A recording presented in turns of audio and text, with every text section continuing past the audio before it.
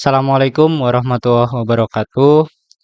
Pada video kali ini kami akan mencoba sebuah socket communication. Di sini ada menggunakan tiga metode yaitu request reply, publisher dan subscriber, kemudian pipeline. Nah, di sini kita akan melakukan perkenalan terlebih dahulu ya. Yang pertama diri saya sendiri yaitu Aufa Fawaz Arya Satya dengan NIM L0123 030 dan rekan saya.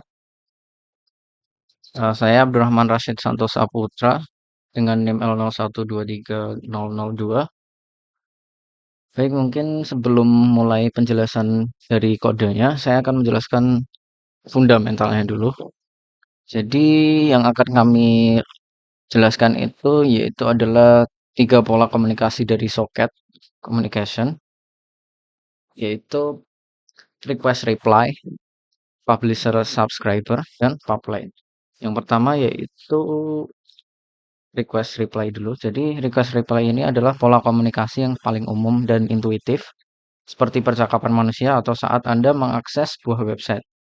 Jadi ada pihak yang melakukan request dan ada pihak lain yang memberikan jawaban atau reply. Konsep utamanya yaitu yang pertama ada client atau requester. Jadi ini adalah pihak yang memulai komunikasi dengan mengirimkan permintaan. Kemudian yang kedua itu ada server atau repliernya, yaitu pihak yang menunggu permintaan, memprosesnya, dan mengirimkan kembali balasan. Kemudian untuk selanjutnya yaitu publisher subscriber. Kalau yang ini itu dia seperti siaran radio atau langganan majalah. Jadi ada satu pihak yang menerbitkan atau publish sebuah pesan tanpa tahu siapa saja yang menerimanya. Kemudian ada banyak pihak yang akan berlangganan atau subscribe untuk menerima pesan tersebut. Konsep utama yaitu yang pertama ada si penerbit itu sendiri atau publisher, yaitu pihak yang mengirimkan pesan. Kemudian ada pelanggan atau subscriber, pihak yang menerima pesan. Kemudian ada topik atau channel, yaitu kategori pesan yang nanti akan bertindak sebagai perantara yang menyaring pesan untuk subscriber yang tepat. Kemudian yang terakhir yaitu ada pipeline. Jadi kalau pipeline ini itu bisa dianalogikan sebagai jalur komunikasi satu arah ya. Jadi modelnya itu seperti query, ada tugas-tugas yang berurutan, kemudian didorong atau push dari satu tahap ke tahap berikutnya, di mana para workers ya kalau di sini kita sebutnya itu workers menarik atau pull tugas-tugas yang diberikan oleh si pendorong itu tadi untuk dikerjakan. Untuk konsep utamanya yaitu yang pertama ada si producer atau pushernya, yaitu komponen yang menghasilkan tugas atau work dan mendorongnya ke dalam antrean atau queue. Kemudian yang kedua itu ada si worker atau puller yang yaitu komponen yang menarik tugas dari antrean untuk diproses. Kemudian selanjutnya mungkin kita mungkin akan beralih ke kodenya untuk dijelaskan selanjutnya oleh Mas Fawas. Oke, mungkin kita nyoba yang request reply dulu dari si servernya ya. Di sini kita akan menggunakan semuanya menggunakan Zero MQ. Nah, di sini untuk servernya itu nanti di sini dijelaskan konteksnya menggunakan Zero MQ. Nah, si socketnya dan ini dia akan ngebind untuk mendengarkan interface dari semuanya, semua interface di port 12345 gitu. Nah, nanti akan muncul server start on port 12345. Nah, di sini ada while true-nya. Di sini nanti akan message ini receive-nya dan kemudian di decode ya di sini dan nanti kalau misalkan message-nya to stop maka akan berhenti gitu. Kalau misal enggak atau else-nya itu nanti akan membalas. Jadi nanti dari si sini akan membalas hello hello Rashid gitu. Nanti akan muncul tulisan di sini serve reply hello Rashid gitu. Nah, mungkin kita beralih ke yang kliennya. Di klien sini, nah ini sama menggunakan Zero MQ juga. Jadi semuanya menggunakan Zero MQ ya. Nah, di sini didefinisikan kliennya. Nah, kemudian di sini konteks bla bla bla. Nah, di sini nanti IP-nya disesuaikan dengan IP dari si server gitu ya. Nah, ini sudah disesuaikan. Dari sini nanti akan connect ke IP server yang di sini gitu dengan port 12345. Nah, di sini nanti akan muncul screen client start. Nah, nanti kemudian send hello Fawaz tuh. Dan di sini nanti akan ada di bawahnya tuh client receive. Nah, message-nya nanti dari si server gitu. Ini ada jedanya 1 detik. Kemudian kalau misal send stop, nah maka akan terprint itu receive client receive stop gitu. Nah, Baik, mungkin akan kita coba pengujiannya untuk yang si apa request reply ini. Pertama yang kita perlukan tentunya buka terminal, kemudian kita beralih ke direktorinya, itu request reply. Dan setelah itu kita jalankan dengan perintah Python spasi nama filenya yaitu. Jadi di sini saya menggunakan device yang berjalan sebagai klien. Baik, mungkin sekarang coba kita jalankan. Kita tunggu servernya berjalan.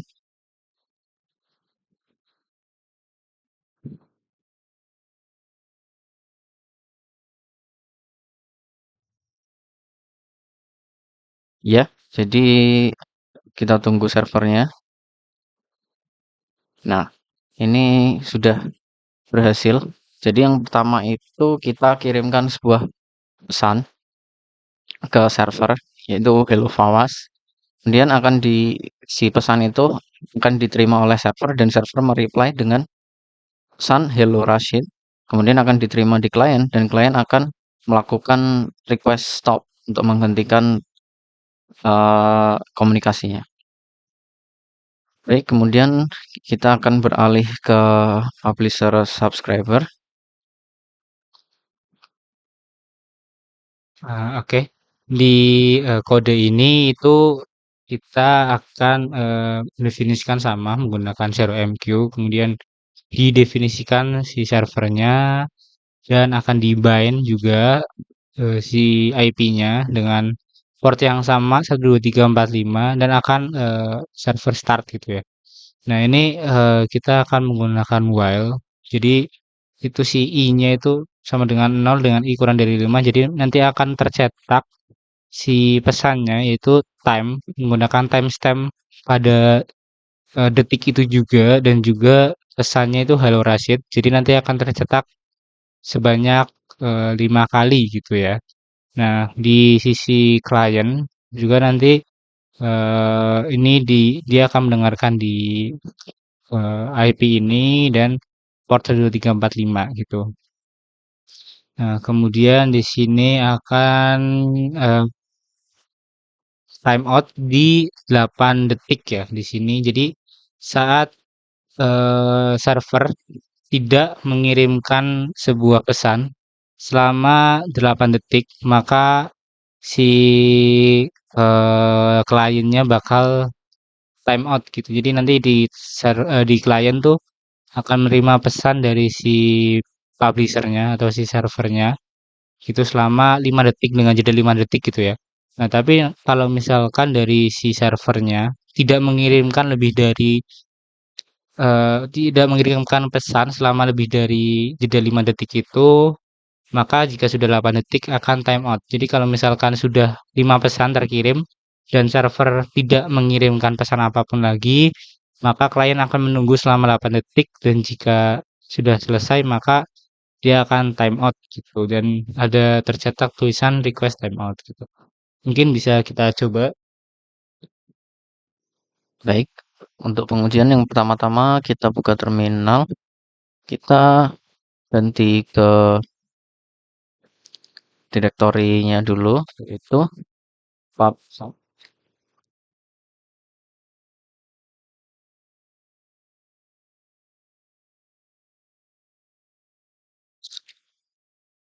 Kemudian setelah itu kita jalankan Python kliennya.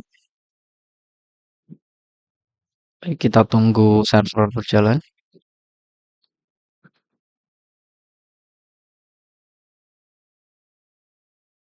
Sebentar kita ulang. Ya, jadi nanti si klien ini akan menerima pesan yang dipublish oleh publisher atau server yang dijalankan di device teman saya, Fawas. Kemudian akan diterima dengan pesan seperti ini. Kemudian jika server sudah berhenti, maka si klien ini akan menunggu selama 8 detik sampai uh, waktu 8 detik itu.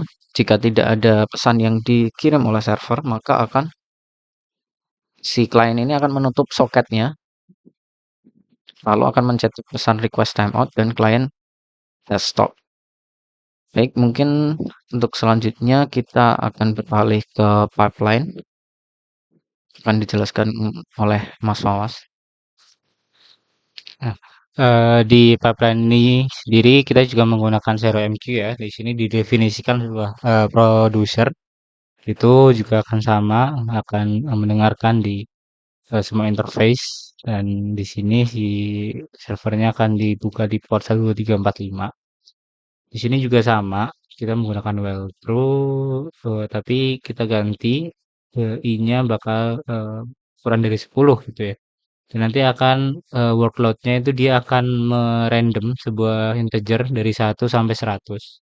Nah, kemudian dia akan eh, mengesend workload-nya yang akan dikerjakan oleh si worker-nya atau kliennya. Dan di sini kita menggunakan jeda si workload-nya nanti dibagi 100 dan dipluskan 1 gitu ya. Nah, kita coba lihat di kliennya, dia akan sama mendengarkan di port di IP ini dan port 12345. Nah, ini juga dia akan timeout di 5 detik ya. Kemudian di while true ini dia nanti akan em, mereceive si workloadnya.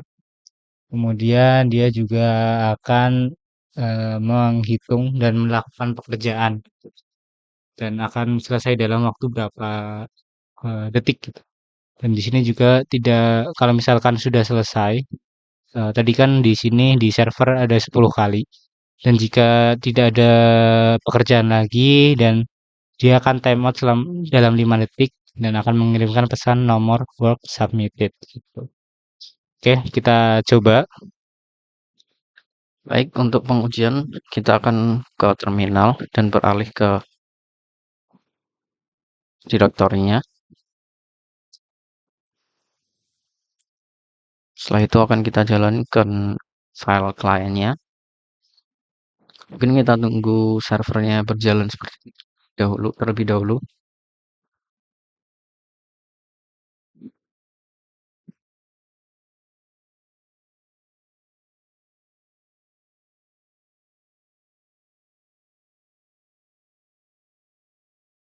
Baik, seperti yang ditampilkan pada layar, maka akan muncul work-work yang dikirimkan oleh si server atau puller usernya. Lalu si puller atau si kliennya akan menerima job-job tersebut yang dijalankan berdasarkan waktu yang dikirimkan oleh si server. Setelah tidak ada work yang dikirimkan selama 5 detik, maka soket akan otomatis tertutup dan program dihentikan dan akan menampilkan sebuah pesan yaitu nomor work submit dan worker has stopped. Baik, mungkin cukup itu yang bisa kami sampaikan. Bila ada salah kata, mohon dimaafkan. Wabillahi taufik walhidayah. Wassalamualaikum warahmatullahi wabarakatuh.